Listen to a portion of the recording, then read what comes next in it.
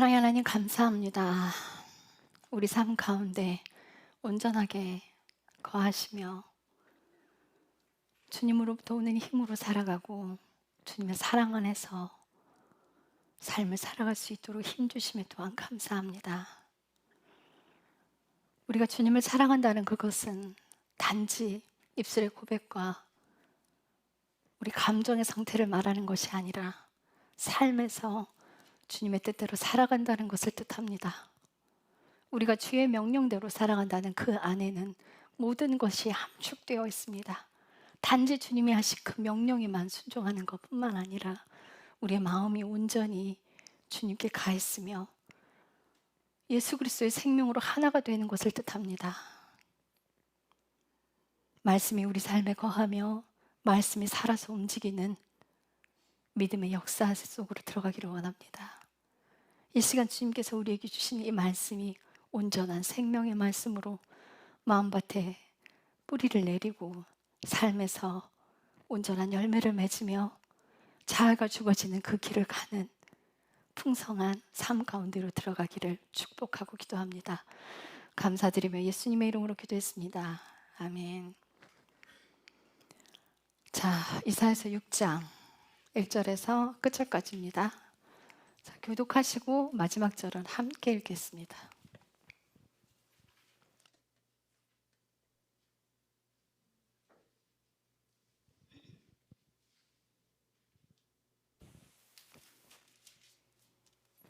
네, 찾았으면 제가 먼저 읽겠습니다.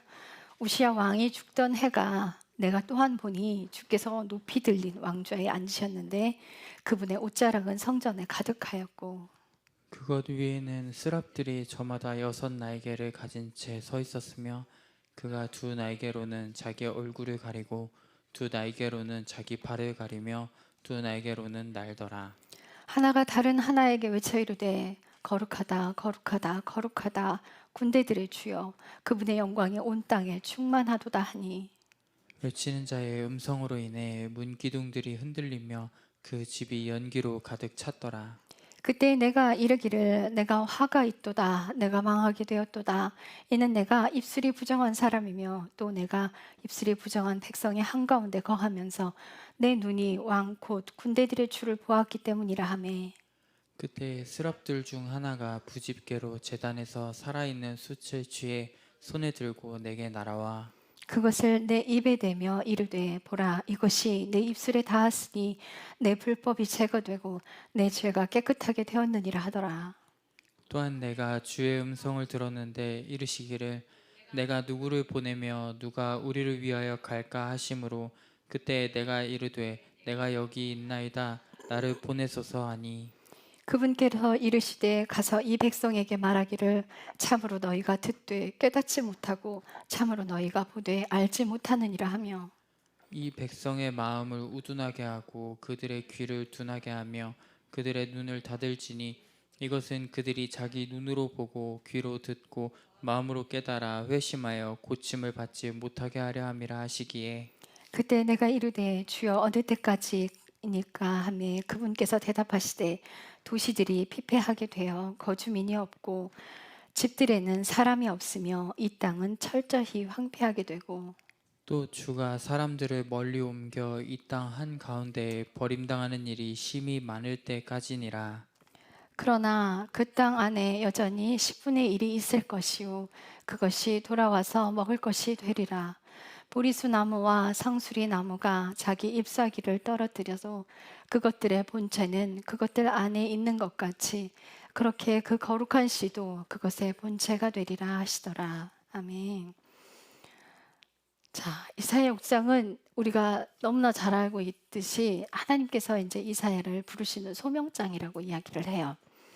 자, 먼저 1절에 시작하는데 우시야 왕이 죽던 해라고 먼저 시작돼요. 그러니까 왜 우시야 왕이 죽던 해를 먼저 기록을 했는지를 우리가 보면은 우시야 왕은 16살 때 이제 왕이 됐어요. 왕이 돼서 매사에 기도하는 왕이었고 하나님의 뜻대로 순종하려고 노력하는 그 왕이었어요.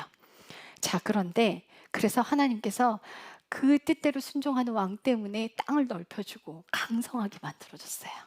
자, 그랬더니 이 왕이 말년에 교만해져서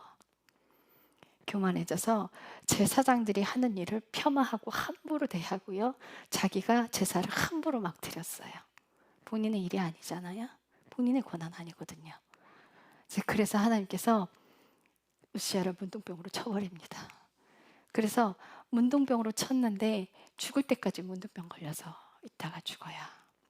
자, 그렇게 말년에 우시야 왕이 교만을 했지만 그 전까지는 굉장히 하나님대로 살려고 노력을 하고 기도하는 사람이었고 나라를 강성하게 만들어주고 땅도 넓혀줬어요. 하나님이. 그렇게 살던 그 왕이 죽은 거예요. 자, 그때 하나님께서 이제 이사야를 부르시는데 2절에 보면 그것들 위에 스랍들이 저마다 6날개를 가진 채 서 있었으며 그가 2날개로는 자기 얼굴을 가리고 2날개로는 자기 발을 가리며 2날개로는 날더라. 날개가 6개예요. 2날개로 눈을 가렸대요. 하나님의 영광 앞에 고개를 빳빳이 들지 못하는 거예요. 겸손하게 행해야 되니까 하나님의 영광 앞에 가려요. 발도 가려요. 자, 우리가 하나님의 영광이 가득한 곳에 거하면 막 진동하는 현상들이 일어나요. 하나님의 임재가 있는 곳에. 그래서 사도행전에 보면은 집들이 흔들렸다라는 그런 기록들이, 그러니까 집이 정말 흔들린 게 아니라 하나님의 임재 때문에 진동이 있었던 거예요. 그걸 기록한 것인데 여기서도 마찬가지로 4절에 보면 외치는 자의 음성으로 인해 문기둥들이 흔들리며 그 집이 연기로 가득 찼더라. 하나님의 임재가 연기로 가득 찼어요. 자, 근데 그때 이사야가 그 광경을 봤어요. 천사들을 본 거예요. 그 보이는 모습들을 다 들여다보고 이제 내가 큰일 났다. 내게 화가 닥칠 거다. 내가 망하게 되었다. 내 입술이 부정한 사람이고 또 내가 부정한 백성들 가운데 거하는데 내 입이 너무 부정하다. 그러니까 내가 죄인인데, 내가 정말 죽을 죄인인데 하나님의 영광 앞에 내가 진짜 죽게 되었다라고 고백을 하는 거예요. 만약 사울 왕처럼 죄를 지적받았음에도 불구하고 사울 왕이 하나님께서 아각 왕을 죽이고 그들의 그 동물들까지 싹 다 죽여버리라고 그랬는데 말을 듣지 않았죠. 아각 왕도 살리고요. 괜찮은 것들은 다 염소나 양들을 다 살려갖고 왔어요. 그럴 때 사무엘이 야단을 치죠. 왕이 야단을 칠 때 그때 듣지 않아요. 그때 사울 왕이 자기 입술로 자기 죄를 시인하지 않아요. 뭐래요? 핑계를 대요. 난 그렇게 하려고 하지 않았어요. 내 백성들이 살려두자고 얘기했어요. 그래서 내가 백성들의 말을 들은 것뿐이에요 라고 얘기를 해요. 하나님께 제사를 드리기 위해 좋은 것 남기자고 해서 남겼다는 거예요. 뭐예요? 잘못했습니다가 아니에요. 근데 지금 이사야는 뭐라 그래? 내가 죽을 죄인입니다. 내가 입술이 부정한 사람이면 내가 죄인입니다 라고 인정하는 거예요. 근데 사울 왕은 어땠어요? 자기 죄를 인정하지 않았어요. 이게 굉장히 다른 결과를 만들어내요. 그래서 하나님께서 사울 왕을 버리죠. 그런데 다윗도 그랬고요. 지금 이사야도 마찬가지고요. 자기가 죄인임을 입술로 고백을 해요. 그렇기 때문에 스랍이 제단 숯불을 가져다가 입술에 갖다 대서 죄를 다 제거해줘요. 뭐 때문에? 자기가 죄인임을 인정하기 때문에. 자, 회개하는 자는요, 자기가 죄인임을 인정하는 것으로부터 출발을 해요. 내가 잘못했습니다. 마음으로부터 진심으로, 마음에서 먼저 회개가 돼야 돼요. 입술의 형식으로 내가 하나님 잘못했어요 이렇게 하는 것도 똑같이 행하는 거는, 그거는 회개를 한 게 아니죠. 근데 정말 마음으로부터 회개하는 사람들은 다시는 그곳으로 가지 않으려고 노력을 합니다. 다시는 그 죄의 자리로 가지 않으려고 노력을 합니다. 자, 그리고 나서 제단 숯불로 이사야의 입술을 찢어줘야, 그리고 내 죄가 이제 깨끗하게 되었다라고 스랍이 말을 해줍니다. 자, 그런데 8절에 보면 내가 주의 음성을 들었는데 그때 하나님이 뭐라 그러시냐면 내가 누구를 보내며 누가 우리를 위하여 갈고, 내가 누구를 보내며 또 우리를 위하여, 누가 우리를 위하여 갈 것인가. 근데 그 말이 누구 귀에 들렸어요?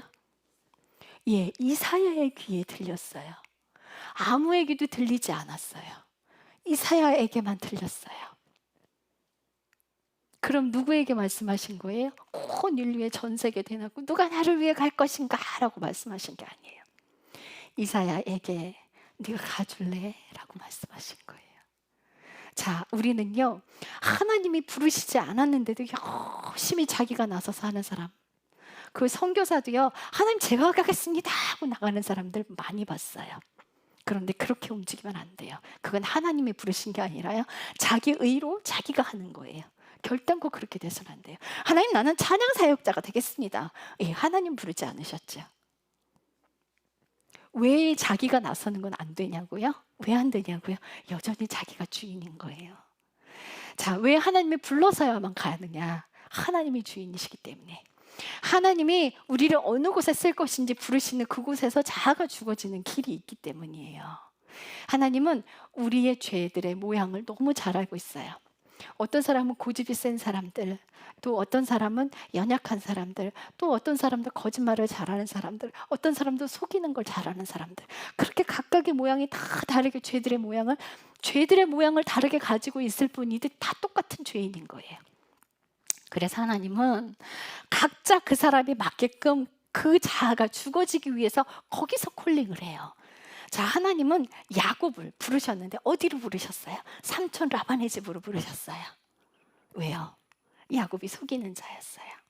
삼촌은요, 야곱보다 더 못되고 사악한, 더 많이 속이는 자였어요. 왜 그렇게 하시냐면요, 자기보다 더 센 사람 만나야 죽어요. 그래서 하나님께서 나에게 어떤 상대, 어떤 내게 나를 괴롭히는 사람을 줬다면 그 사람은 뭐예요? 선물인 거예요.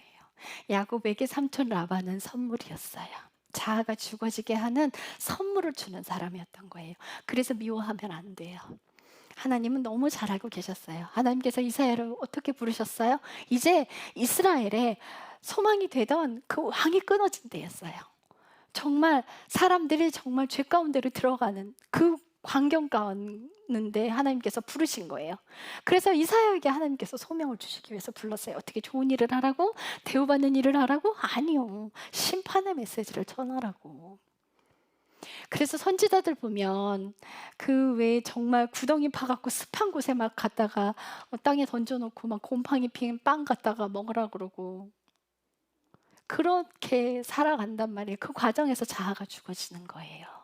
톱으로 켜서 죽게 순교하게 만들고 돌로 쳐서 순교당하게 만들고 그 과정 속에서 다 자아가 죽어지는 길을 가요. 하나님께서 부리시는 그 자리에서. 히브리서에 보면은 징계 없는 자녀가 어떻게 하나님의 자식이냐, 사생하다라고 이야기를 해요. 정말 하나님을 사랑하는 사람이라면 고난은 필수가 될 수밖에 없는 거예요. 행복하게 살고 싶다라고 하는 사람들은 예수 안에서 똑바로 살지 못해요. 내가 하나님이 주시는 축복 안에서 너무 행복하게만 살고 싶습니다. 내 고난을 하나님 다 없애주시고 평화로만 만들어 주실 거예요. 아니요, 하나님 그렇게 하지 않으세요. 하나님이 사랑하는 자녀를 고난 안에 넣어주시는 거예요. 어떻게? 죄를 제거하기 위해서, 자아가 죽어지는 길을 가게 하기 위해서. 그래서 하나님께서 불러야만 가는 거예요. 불러야만 그 자리로 갈 수 있어요. 내가 나서서 내가 가겠다 하는 그 일은 하면 안 돼요. 그건 죄예요. 제가 2010년도였어요. 그때 저는 이제 2004년도에 학교를 갔을 때, 신대를 갔을 때 하나님께서 저에게 어떤 비전을 주셨냐면 선교사가 될 거래요.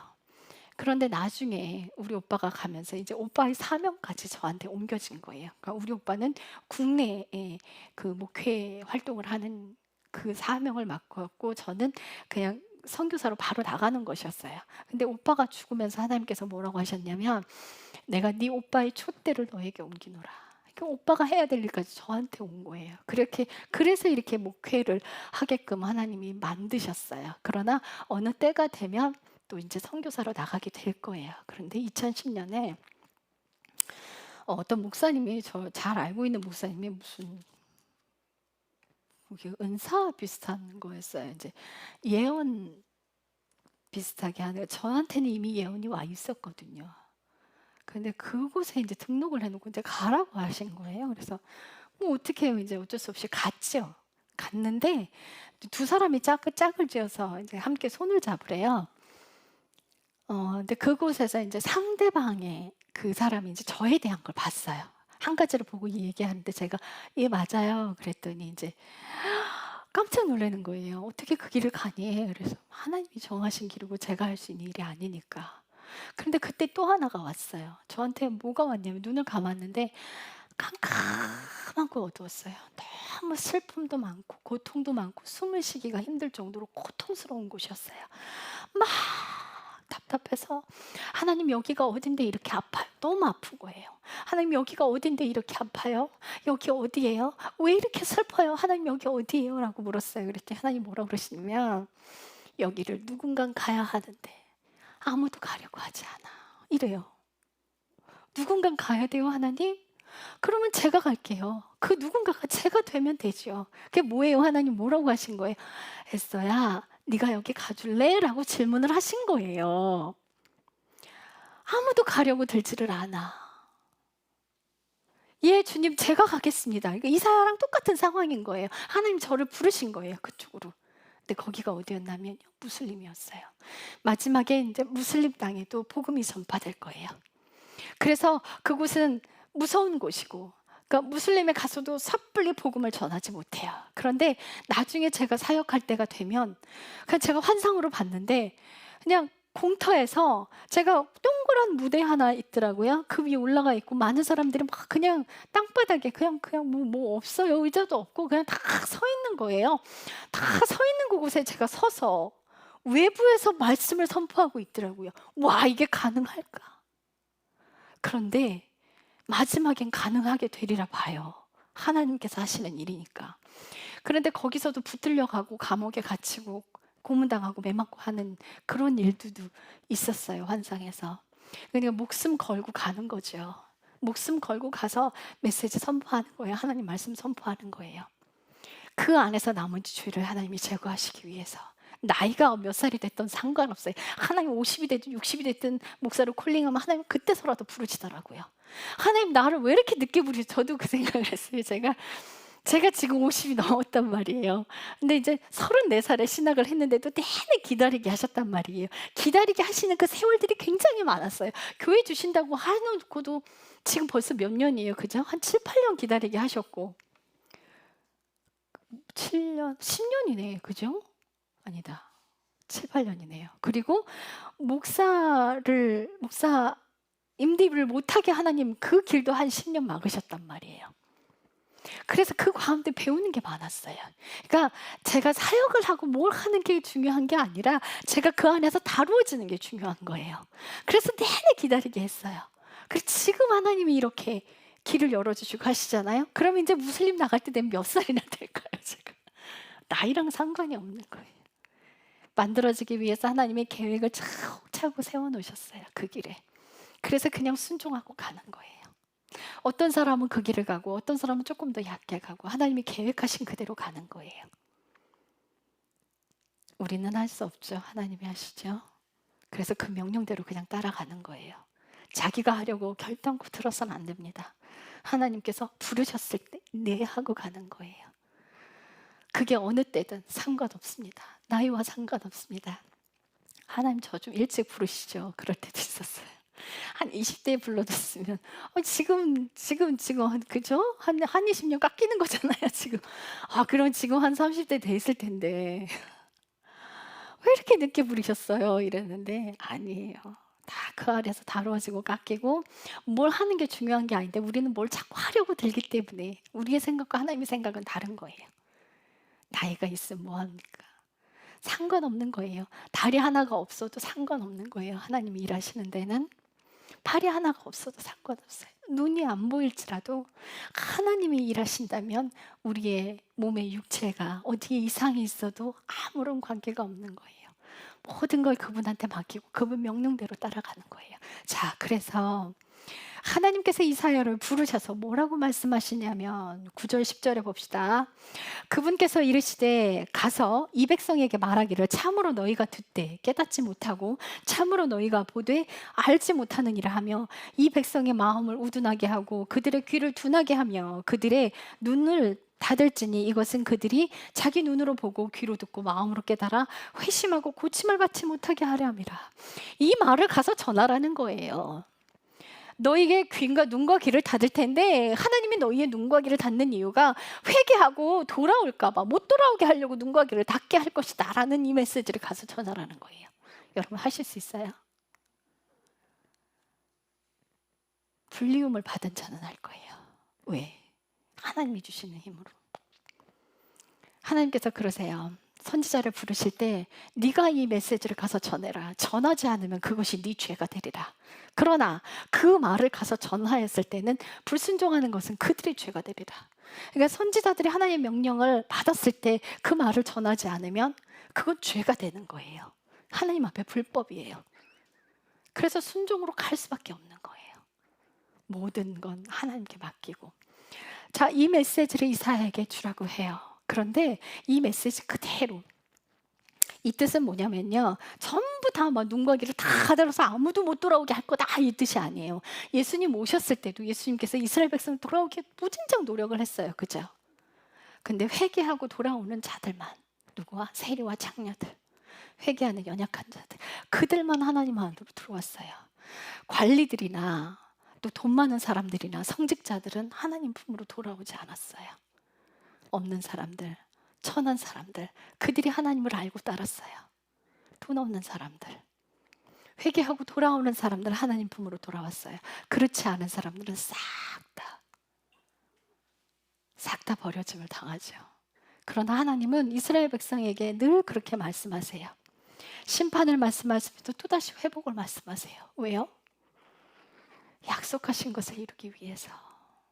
그래서 이스라엘 백성들은 이방인들로 말미암아 원수가 되지만 선조들로 말미암아 하나님의 은혜를 입은 자들이에요. 선조들과 아브라함과 다윗과 한 약속 때문에 그들은 반드시 세운다는 거예요.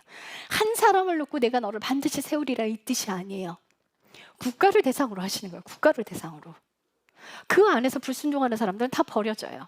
그러나 순종하는 사람들이 돌아오게 되는 거예요. 자, 이 말씀, 이 뜻 그대로 예수님께서 죽으시고 십자가에 죽으시고 부활하신 그 이후에 AD 70년에 티투 장군이 예루살렘을 쳐들어왔을 때 그때 정말 대단한 사륙이 있었어요. 엄청난 사람들을 싹 다 죽여버렸어요. 그리고 그들이 흩어졌어요. 흩어지고 남은 자들은 다 흩어져 버리고 없었고요. 그 땅에 남은 자들은 싹 다 죽었어요. 어떻게? 토둔을 쌓았어요. 예루살렘 성은 산이란 말이에요. 그래서 밖에서 이 성을 막아버리면 나갈 길이 없어요.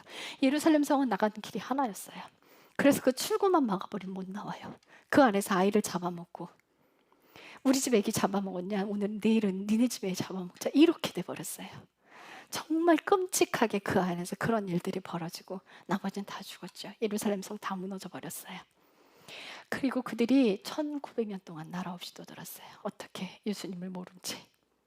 이방인들 가운데 이방 나라의 국가 안에 국가로 살았어요. 그들은요, 유럽에 흩어져 살았지만 어느 나라에 살 때는 그들은 그들끼리 뭉쳤어요.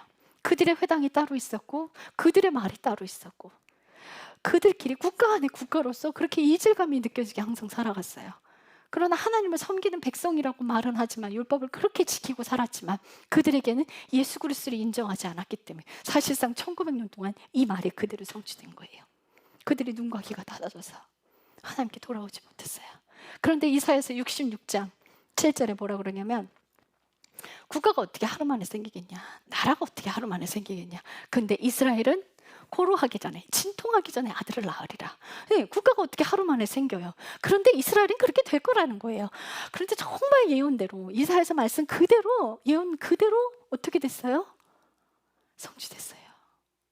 1948년 5월 14일에 유엔 공표로 국가로 인정이 돼버렸어요. 하루에. 그래서 그들이 국가가 탄생돼 버린 거예요. 말씀 그대로.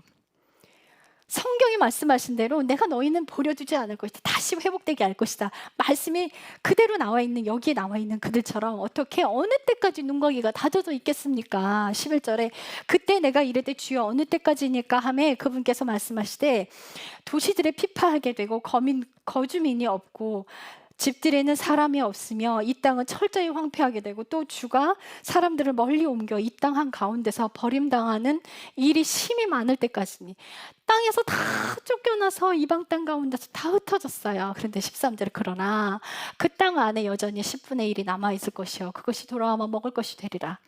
보리수 나무와 상수리 나무가 자기 잎사귀를 떨어뜨려도 그것의 본체는 그것들 안에 있는 것 같이 그렇게 그 거룩한 씨도 그의 본체가 되리라. 그러나 남은 자를 남겨놓겠다는 거예요. 근데 그 땅으로 다시 돌아오게 될 거라고, 회복시킬 거라고 약속하셨어요. 그래서 하나님이 육신의 이스라엘을 회복시키셨어요. 그런데 이제는 영적인 이스라엘이 회복돼야 돼요. 그래서 말씀하신 것처럼 한 세 사람이 만들어지는 건 이스라엘 사람과 이방인이 하나가 되는, 그게 한 세 사람이에요. 그게 표본이 누구예요? 예수 그리스도. 예수 그리스도의 원 뿌리는요 누구였어요? 다윗의 뿌리로부터 계속 내려왔잖아요. 근데 다윗은요 누구의 뿌리로 왔어요? 이방 여인, 그쵸? 이세 뿌리로부터 왔는데 가나안 땅을 정탐할 때 두 사람을 숨겨줬단 말이에요. 그 라합이 누구였어요? 이방 땅의 여인이었어요. 그 이방 여인이 하나님의 족보로 들어갑니다. 그러면 그 씨는 뭐예요? 어차피 혼혈 섞인 거예요. 예루살렘 이스라엘 사람들의 그 피로서 육적인 이스라엘, 그 육적인 이스라엘에 하나님이 중요하게 생각하는 것이 영적인 이스라엘로 들어오라는 거예요. 그래서 그 한 세 사람을 만드시는데 지금 이스라엘이 형통하기를 기도해야 되고 예루살렘이 형통하기를 기도해야 되고. 근데 그래서 스가랴서에 보면 뭐라 그러냐면 예수님이 오실 때 예수님 발에 한쪽 발이 동쪽 감람산에 서실 텐데, 그러니까 전 세계의 사람들이 다 보실 수 있도록 예수님이 오신다는 거예요. 그 재림하시는 예수님은. 근데 그 발이 땅에 닿을 때 동서로 땅이 갈라져서 쫙 갈라진다고 그랬어요. 그럴 때 예수님 재림하실 때 이스라엘을 대적하여 싸우는 무리들을 전부 다 죽여버리시겠대요. 우리가 정말 유행처럼 예루살렘을 위해서 기도하고 이스라엘의 알리야를 놓고 기도하고 알리야를 위해서 헌금을 하고 그런 일들을 많이 했어요. 근데 지금 아무 일이 없을 때 그런 일들을 했죠. 그런데 정말 환란이 와도 내 목숨이 없어져도 이스라엘 편에 설 수 있겠느냐? 진짜들은 할 수 있을 거예요. 진짜와 가짜가 언제 나뉘냐면요, 환란이 왔을 때 진짜와 가짜는 확 나뉘어져요. 정말 고난이 왔을 때 하나님의 백성들은요 목숨이 없어져도 하나님 편에 섭니다. 그러나 그렇지 않은 사람들은요 그게 두려워서 도망가요. 정말 하나님을 원하시는, 정말 예루살렘을 위하여 기도하고 이스라엘 백성들이 예수 믿는 사람 안으로 들어오기를, 정말 예수님이 주인이 되어서 그 땅 사람들이 회복되어서 하나님 안으로 들어오기를. 이제는 하나님께서 원하시는 건 유대인들과 이방인을 나누는 것이 아니라 한 세 사람이 되라는 거예요. 그래서 우리가 믿지 않는 그들을 전도하는 자리로 가고 믿지 않는 그들을 예수 믿는 사람이 되게 해서 헌신하는 그 자리로 갈 수 있게. 그들에게는 생명이 없어요. 예수님께서 뭐라고 하시냐면 내가 3년 동안 와서 열매를 바랬는데 그들이 열매를 맺지 못해서 내가 이 나무를 다 찍어 버릴 거래요. 그리고 다시는 열매를 맺지 못하게 하리라 해요. 그래서 그들 스스로는 생명의 열매를 맺지 못해요. 어떻게? 이방인들이 줘야 돼요. 루시 이방 여인이에요. 그 이방 여인이 와서 어머니가 잉태할 수 없는 어머니를 위해서, 시어머니를 위해서 자기 태를 빌려줘서 생명을 낳아서 어머니한테 줬어요. 그런 것처럼 우리가 육신적으로 이방인이지만 그들을 위해 기도하고 육신의 이스라엘을 위해 기도해서 참 이스라엘은 육신의 이스라엘과 이방의 이스라엘의 구분 없이 정말 예수님이 주인 있는 사람이라면 다 이스라엘인 거예요. 하나가 돼야 돼요. 자, 하나님이 부르셔서 그 자리로 가는 사람, 내 의로 가지 않고 하나님 명령대로 순종하고 가는 사람이 되셔야 돼요. 그게 무슨 일이 됐든, 내가 헌신하는 자리가 됐든, 내가 그 고아와 과부를 가서 명령해서 하나님이 그 자리로 가게 했다면 그렇게 가는 거고, 노숙자를 케어하는 자리로 가라고 그랬다면 그 자리로 가는 거예요. 그래서 우리가 다 모든 일을 할 수는 없어요. 다 나누어지는 거예요. 근데 내가 하는 일이 전부 다 옳습니다라고 말 못해요. 각자 다 다른 거예요. 우리가 맡아야 되는 사명이 다 달라요. 어떤 사람들은 마약에서 빠져나온 사람들은 마약하는 사람들을 붙여주시고, 또 어떤 사람들은 장애인 목사님들은 다리 하나가 불구인 목사님들이 같은 마음을 하니까 그 장애인 사역을 하시는 그걸로 부르시는 경우도 있고, 또 그 자리에서 하나님께 다루시기 위해서 다 각자의 자리로 가는 거예요. 무엇 때문에? 우리 죄의 모양대로 하나님이 깎는 자리로 보내시는 거예요. 그래서 어떤 목사님들이 그래요. 노숙자 사역을 하기 때문에 모두가 다 노숙자 사역을 해야 된다는 것처럼 말씀하시지만 아니에요. 우리의 부르심은 각자 다 각자의 삶에 있어요. 그 부르신 자리에서 최선을 다하시기 바랍니다. 첫째, 하나님께서 우리를 어디서 부르셨냐면 가정으로 부르셨어요. 가정에서 잘 먹고 잘 살라고 부르신 게 아니라 나를 죽이고 나를 인내하고 남편을 위해 희생하고 아내를 위해 희생하고 자녀를 위해 희생하고, 그 희생에서 자녀의 눈높이로 내려가서 아이들의 마음을 쓰다듬으면서 다 깎이는 거예요. 그 안에서 깎이면 가정이 화목하게 돼요. 가정에서 먼저 하나님이 부르셨어요. 여러분들 삶의 자리에서 최선을 다하십시오. 그 자리는 누구나 다 부르신 자리예요. 거기서 해낸 사람들이 밖으로 나갑니다. 아시겠어요? 가정에서 살아내지 못하면요, 밖에 일할 수 없어요. 자녀가 나를 인정하지 않는데 어떻게 해요? 가정을 먼저 살리시는 그 삶 안으로 들어가십시오. 기도하겠습니다. 하나님, 우시아가 옳은 왕이었습니다. 그러나 그가 변절되었습니다. 우시아가 처음부터 거룩한 사람이 아니었습니다. 우리와 동일한 성정을 가지고 있는 사람, 그가 왕이었습니다. 그가 하나님의 뜻대로 살려고, 하나님의 명령대로 살려고 기도했습니다. 그러나 누구든 우시아처럼 변질될 수 있습니다. 12 제자를 부르셨는데 가룟 유다가 변질된 것처럼 누구든 그 변질된 자리로 갈 수 있습니다. 좋은 나무가 좋은 열매를 맺고 변질된 나무가 악한 열매를 맺습니다. 우리가 변질되는 그 자리로 가지 않기를, 마음이 나뉘어져서 하나님을 버리는 그 자리로 가지 않기를, 마음이 나뉘어져서 육신을 사랑하는 자리로 가지 않기를, 육신에 따라서 가면 그 사람은 변질되게 돼 있습니다. 교만하여서 변질되게 되어 있습니다. 부르신 그 자리에서 최선을 다하고 사랑하는 그 자리 지켜내기를 원합니다. 사람이 변질되지 않고 교만하지 아니하며 온전히 예수님만 사랑하는 그 자리, 낮은 자리, 겸손의 자리, 생명은 낮은 자리에 있습니다. 겸손히 거하게 하시고 회개하며 날마다 주님을 찬양하고 고난이 올지라도 감사함으로 삶을 살아내는, 주님이 주시는 그 힘으로 살아가는 믿음의 사람들 되기를 기도합니다. 감사드리며 예수님의 이름으로 기도했습니다. 아멘.